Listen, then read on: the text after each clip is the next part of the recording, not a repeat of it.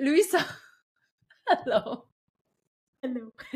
So good to have you. I want to talk about the family constellation and the healing, the amazing healing work that you do. I'm a huge fan of yours.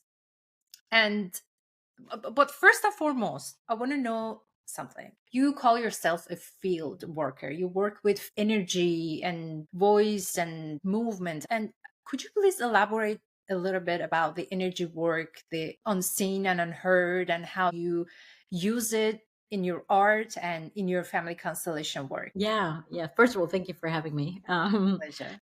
And yes, as you mentioned, so I do work as an artist and I work as a family constellation facilitator. And I always say that there's two different energy fields. However, they are all energy fields. I see art making also as entering a certain energy field, and or even performing is entering an energy field, as you know, as an actor. I also have a theater background, so I hear you. For me, it's a lot about energetic space, sometimes also in connection with physical space, of course, because that's the actual space we're in. But it's a bit of a dialogue with the space and mostly the energetic space. To me, artistically, that would be really listening to the energies in the space. And this is actually it feels very practical. It sounds very out there, but it feels actually very practical. It's more, I have a little bit of synesthesia as well. So I sometimes see sound a little bit and hear images a little bit. So it has a bit of this kind of interaction for me sometimes. And to me, it's almost like when sound is happening that I'm kind of jumping on these like little shapes that are being created energetically and kind of ride that wave. And, be it in a performance setting, be it in a recording setting, be it, most of the time I work as an improviser. So very much like in the moment, sound making in the moment, vocalizing in the moment with other colleagues, or sometimes also by myself in a solo setting. And with movement, it's the same thing. It's like, it's just then how to embody these shapes or kind of amplify them. And so to me, this is a lot about uncovering and listening. I find actually, particularly in music, it's so important to really deep dive into a pure sense of deep listening. And that is actually very similar to family constellations. This is so fascinating. I have seen your work. It's just mesmerizing. Being present is not really easy. You have to make an effort to be present unless you are trained and this is who you are. But because of the society, our backgrounds, all the teachings of all this outside world, we forget and we unlearn how to be present like children. Children are so present at any given moments, impressively impulsive and responsive to all these triggers that come towards them, and they respond immediately. Did you have to learn to listen to all these energy fields and to see them, or were you always like that? I think it's a practice. So, one could say certain people have certain talents for something, however you want to see it. But also, what does talent mean? It's just a form of, to me, it's like just a potential that might be built on or not. But so the practice is actually the most important part of it, where I think you can practice listening and deep listening. And interestingly enough, I'm also, I did a certification of a practice called deep listening after the amazing composer Paulina Oliveros, and at the Center for Deep Listening. And that whole practice is also around what does deep listening even mean, and how can we tap into that, and really talks about the practice of that. And so I was just fascinated with that, because that's kind of exactly what I'm doing. And for me, it was almost like a bit like a bridge of my artwork and my healing work of like, oh, we're listening. That's what's actually happening everywhere when we are in the field. And so can you learn that? I think, yeah, it is a form of practice. And at the same time, I think I was always very receptive to energies. But then again, I started being around energy fields at a very, very early age, with constellation work as early as 9, but then participating actively at around age 14. So very, very early on. And performing, I started when I was 4, mostly in like, at the time, like it was, I think, ballet or something. Or then I did like experimental dance, also like age 5 or 6 or something. And then definitely singing like all the time. So I was always these like big energetic spaces, it was always something that I was, I think, very interested in and just felt very comfortable with naturally. And so it just felt good to be in those spaces. And yeah, and there's just so many layers. There's so many layers. So I'm really interested the older I get to fine tune into as many layers of listening as I can in those moments. And in a way, that's also what we're doing in constellations. Speaking of constellation, so to me, healing and deciding to heal is a bold choice. It's basically a radical act of self love and courage that not all of us are ready to face the trauma and the wounds and the pain that we have suffered throughout our lives. What would you think would be the biggest barrier that people would face in choosing to heal? Hmm. Yeah, I think there is probably for every person a time and space where there's a sense of a readiness to receive and to face. And I don't think that's an easy place to be in. And I think a lot of people also opt for that is too much. Let me not deal with that or let me not look there, which I understand. Like, I understand that that sometimes seems like the more comfortable choice. However, I remember a phrase from maybe an old teacher or something: life is not a comfort. you know, I don't know. It sounds a little rough, but it's it's just sometimes also getting ourselves into something uncomfortable. That's of course where we're learning. And so if there's an inkling in us of seeking change, of seeking, okay, I'm running into these same patterns over and over again, I'm just tired of it, I'm just really tired of it, I think now I want to do something about it, then that's a good moment to be looking at what do I need to tap into to change. And in constellation work, often, people also often don't know what it is that keeps them. That's the whole point. That's why we're kind of really listening for what is the issue at hand, and then according to the issue at hand, where are the entanglements in the family system. Yeah. And again, the family system can be larger than just our ancestry. So it can be the people in our family system we're related to, as well as, and this is often the part we forget, the people that have, let's say, made room for our ancestors, or the people that might have been harmed by our ancestors. There could be, that's where there's like an overlap, and we call it, for lack of a better word, fate, really, where different family systems have overlapped for historical reasons, etc. And that is where, when other family systems kind of enter our system, those people also need to be given a place. And so here are kind of the layers at hand. That's what might come up in a constellation, right?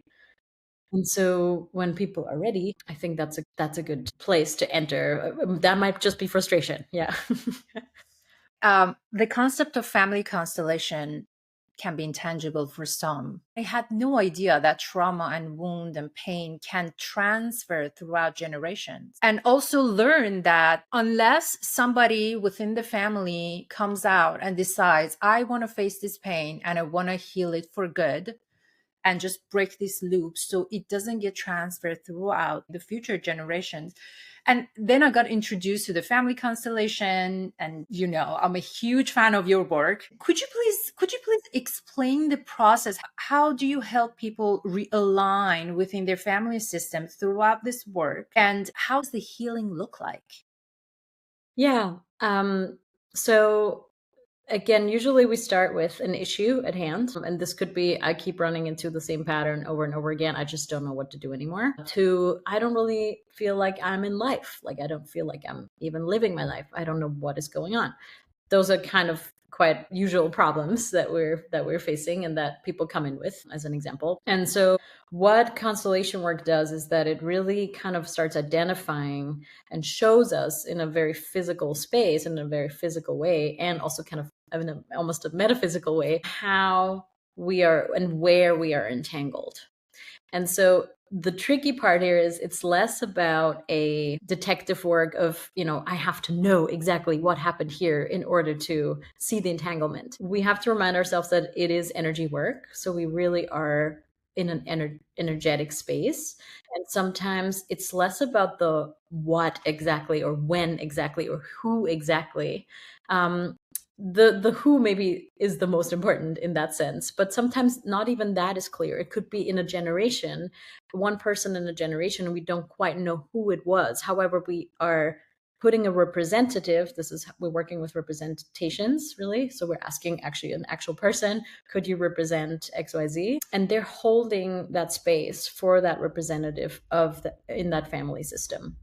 And what happens is that healing movements are starting to occur in the space, in the physical space, where through the shifting and the movement that occurs, we can see the kind of untangling unfold. And that opens the healing. This all sounds very fancy or very confusing, maybe. So to kind of hone it down, is what we're really doing is, who in our family system doesn't have a place yet, and needs to be given a place, has a rightful place in our family, but doesn't have one yet. And also, who doesn't have their rightful place yet? We can have a place in our family, but maybe we stepped into the shoes of our parent. Yeah, that is not our rightful place. So those are those are the typical entanglements, and this, in a nutshell, is what we do in this work. And we can, through the constellating and the constellation process, by using representatives, actually identify those roles and those places, including people who were outcast, give them a place, and that is usually an enormous relief to the whole family system and the client, the person who comes to seek. Yeah. These all happen on a spiritual, energetic level, right? The healing. Yeah. Well, yes, it happens on an energetic level, but then it trickles immediately out into the kind of physical, more here plane, however you want to call it. So usually what happens, I always say, I don't know how large the healing movements will be. I just know that they're real and that they're happening. So I know they're here. Like the only thing I know is they're here. If they turn into big, if we think of a rock that hits the water, if they turn into big tsunami waves, ripples, I don't know, or they might just be little tiny ripples in the water, but the movement is there. And that is a big step. What I then think that the ripples essentially carry out onto this plane. So I don't know exactly why that is or how that works, but that's our observation for in this. This is such a deep and lovely experience that I myself practice it as being a representative. I never did it as a seeker. So there is this concept of being a seeker and a representative. And the seeker is someone who comes in with the issue at hand and they want it to be resolved, and they are in the center of the work, basically. And the representatives, they represent those people in their family constellation. Although they don't say anything about their experience in life and their issue at hand, but they heal too, in a way, by representing somebody else's place. Can you explain how that works? Yes and no. No, because I have no idea how it works, or that I just know that it works. But yes and no.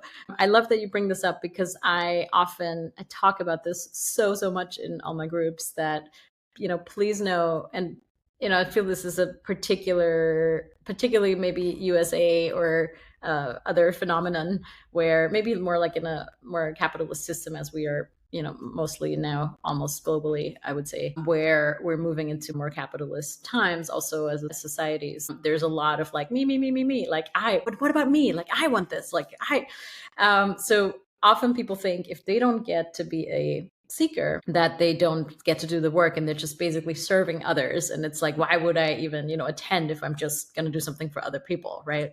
There's a little bit of that happening, as we're also losing community, et cetera, a little bit more and more in this world, the phone and technology world. But so the whole point of this work, it was developed in a group setting. And what we have learned and what keeps happening is, even a person who was previously, oh man, I wanted to work, and then they get to represent a lot during a constellation process, and they just come up to me after and they're like, oh my God, I had no idea. This was exactly what I needed to work on. That's exactly what I needed to look at. and I feel so much lighter and I feel so much better. And I said, yes, because you were, I can only tell you guys, but like you were meant to be here. You were meant to be here. And there's a reason why you're here. And we're experiencing those constellations as a representative, and even sometimes just holding space on the outside in the circle. Yeah, that means that you're not being chosen to be a representative. But even then, it's for you to experience on that day. So there is there are tremendous benefits to being a participant, to being a representative in the constellations of others, because it also has something to do with you and your system. That's what we have noticed, and that's what we believe.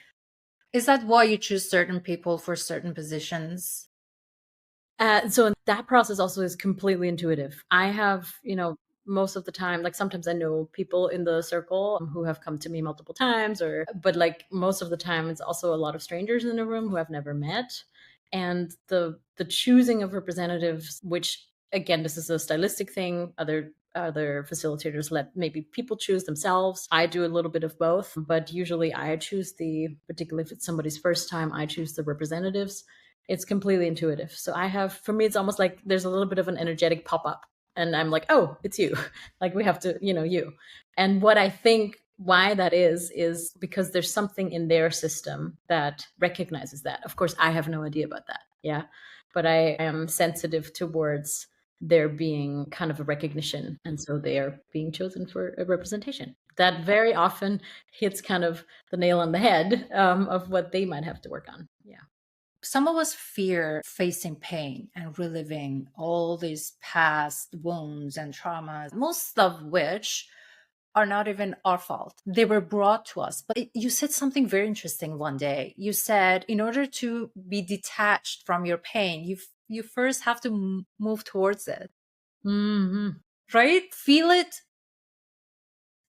with all your being, and then you will eventually be detached. So for some of us who are so skeptical about this, about living in pain, I don't want to relive that trauma, I don't even want to think about it, time will heal. Do you think time alone will heal, or do we have to take active and massive action towards the healing process for ourselves?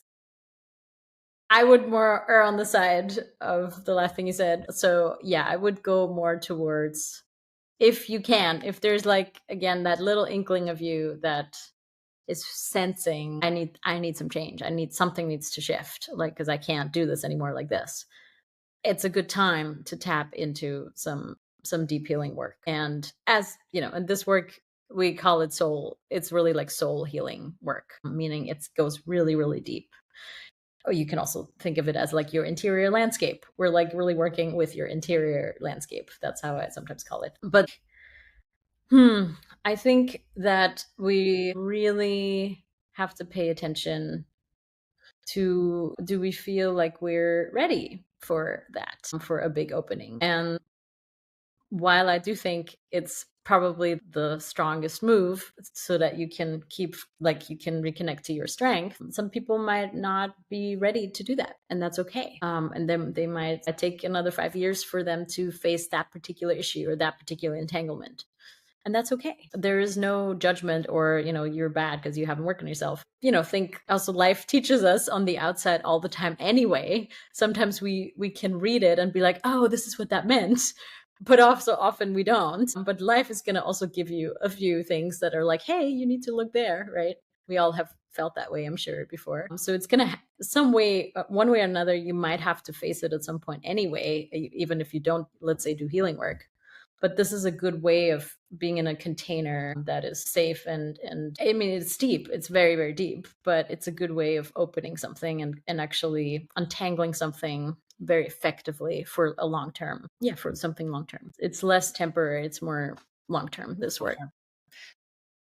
So let's imagine a family with number of family members, and one person in the family decides, you know what, I'm gonna do the work, and nobody else, either they don't believe in it, either they don't want to do it or face the pain, whatever the excuse might be. And if that particular person starts the healing journey, what would be the side effects of healing in relation to other family members? Because when you start healing and removing all these layers of trauma and pain from within, you get more in touch with your true self, which is the creative, free of any kind of bondage, any kind of societal or generational bonds that we are all imposed upon, basically. So how would the interaction affect that individual within the family system? Because some they might not even be relating to their other members anymore, and how would we mend and heal that?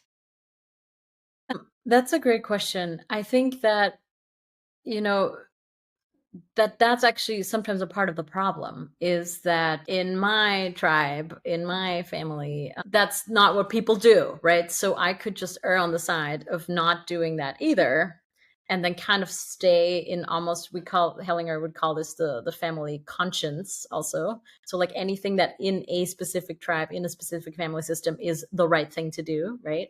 This could be our values, our belief system, etc., can be all tied to that. Even our professions could be tied to that, right? But so usually there is at least one person who kind of steps out of this and is like, what's going on here? And let me see different perspectives, and kind of steps a little bit more outside of that into the other world part. So if that person then starts, let's say, healing work, and let's say the other family members have not done so much of that, there's like a few traps, so to speak, almost that we could step into. One is, I'm so much better than all of you because I'm doing the healing work and you don't. Now, one could see that, that kind of is logical, and we could agree to that and be like, yeah, that person is like doing the right thing. Now, on a family healing component, that ultimately is not going to serve that person. If they stay in the sense of, I am so much, let's say, smarter, or I am so much better than the rest of my tribe. And this happens all the time. The problem here is it's not going to serve you in your life. And so what we're doing is we're actually reintegrating and honoring that your tribe, your people, you as part of your system, while you can learn and open up to new things and to your own healing. And at the same time, what is also true, to say yes to your heritage. And that is sometimes a very painful, very hard and long and winding road for, probably most of us to a certain extent. But by saying yes to that, that's actually you in your strongest place, because you will, no matter what, you will be a part of your family system. Even if you're like, me, no, I don't belong here. Like, I don't like this at all. It's a fact that you are a part of that family system. So we might as well work with it. And this is what you were saying earlier, by also facing. It could also just be, I have to face that. Yeah. And a lot of us also want to exit our family system to a certain extent. But as we know, we can kind of do that on this plane a little bit by, let's say, no contact, no talking. And sometimes that is a healthy choice for us. Like, we need a certain boundary. That is, it's not to say that, you have to be besties with your family, but internally, you have to often mend here a big wound. And that is often also connected to the inner child. And once we have addressed that, can you then actually healthily draw boundaries, etc.? And it's going to serve you in a different way. Yeah. It does, makes you stronger. And actually that has a kind of a ripple effect in the family interactions as well, because the person that you become will create a different level of energy so that the people will interact with you differently. Yes. Do you think there's a danger in going after healing? Do you get addicted to healing and you're like, I think we just talked about that briefly in this previous question, but by danger, I'm not meaning as a bad word. In like, when you become so addictive to the healing that you find it as an excuse to avoid real life experiences, real world growth and social interactions. I think that's definitely a phenomenon, but that's much, like, I would say, we'll talk about that, like, when most people are actually, like, even doing the first step of wanting to heal. Like, the opposite can definitely be the case, and there's definitely some people who are, just like, I've done 400 different things, and I'm just kind of a little bit hiding in that. Yeah. But at least there's like a bit of a sense of they want to change something. I do feel the biggest problem is probably that's most people don't feel that way at all. So I would say there is a chance that that's happening, but the percentage is probably in my experience a lot smaller than just having like an initial, okay, I'm going to face this now. And just because I didn't fully answer that from your last question, when you start shifting something, when you start healing and working on yourself, I see it a little bit like a net, the family system. So if you move that part a little bit like this, of course naturally the net will kind of rearrange a little bit. So very often, although we cannot, let's say, work for your family members, like we can't go in and say, oh, my mom is struggling, I really want to work on my mom. That it doesn't work. Like I need you to come in with what is your part in that? Yeah. So we can only work from the person that comes in, unless it's about children. Like if a mother, let's say, could come to, or a parent can come and work on for their children, like it works down the line, but it doesn't work up the line, because that's often part of the issue. And so, but still, even if you start working, it might readjust the net, so to speak, or that family system a little bit, and you will very likely see things shifting, maybe with your siblings, maybe with your parents, because of course naturally you're all in the same net, so to speak. Yeah.